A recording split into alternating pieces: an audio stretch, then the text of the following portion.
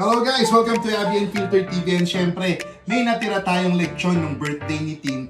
So ano pa ba ang gagawin natin kundi leksyong paksiw. Naghang pa ako ng konti pero this leksyon paksiw. Anak, pakita mo nga. Can you show it? Yan.